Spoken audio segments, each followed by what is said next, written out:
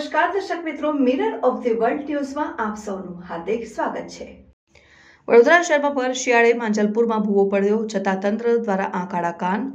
માંજલપુર વિસ્તારમાં આવેલા ગજાનંદ સોસાયટી પાસે છેલ્લા ઘણા સમયથી ગટરની કામગીરી કરવામાં આવી રહી છે, ત્યારે ગટરની કામગીરીની બાજુમાં 4 ફૂટનો ભૂવો પડ્યો છે। આ વિસ્તારના ભાજપના નગરસેવકો છે, છતાં પાલિકા તંત્ર માત્ર સ્માર્ટ સિટીની મોટી મોટી વાતો જ કરે છે, ત્યારે આ ભૂવાની મોટી થાય તો જવાબદારી કોની? સાથે ગટરની કામગીરી દરમિયાન સોસાયટીના રહીશોને ઘણી હાલાકી વેઠવવી પડે છે। પાલિકા તંત્ર દ્વારા ભૂવાની આજુબાજુ બેરિકેડ મૂકી સંતોષ માન્યો, પરંતુ આ વિસ્તારના સ્થાનિક લોકો રાત્રિના સમયે ગાડી પાર્ક કરતા હોય છે। જો અંધારામાં ગાડી ભૂવામાં ફસાય અને જાનહાનિ થાય તો જવાબદાર કોણ?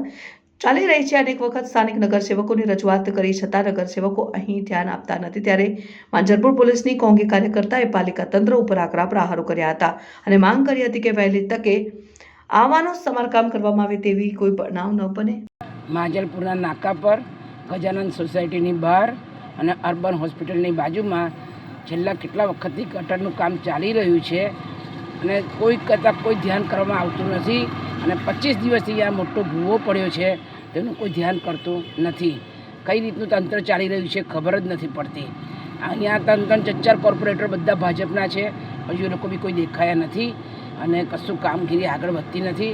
અહીંયાના ગજાનંદની બહારના બધા એટલા હેરાન પરેશાન થઈ ગયા છે કે એટલી બધી ધૂળ ઉડે છે, લોકોના જવાના રસ્તાની તકલીફ પડી છે, પણ તંત્ર ઊંઘી રહ્યું છે, શું કરે છે ખબર નથી। પણ આ ભૂવો પડેલો કોઈ આવીને જલ્દી કરાઈ જાય એવી અમે આશા રાખીએ છીએ। કેટલા દિવસથી ખુલ્લો પડ્યો બેરિકેડ? બેરિકેડ હજુ તો 2 દિવસ પહેલાં જ, એટલે કે 26મી જાન્યુઆરી કાલે હતી, લગભગ કાલે જ આવીને લગાઈ ગયા છે એ લોકો, અને અત્યાર સુધી કશું ધ્યાન કરવામાં આવ્યું નહોતું।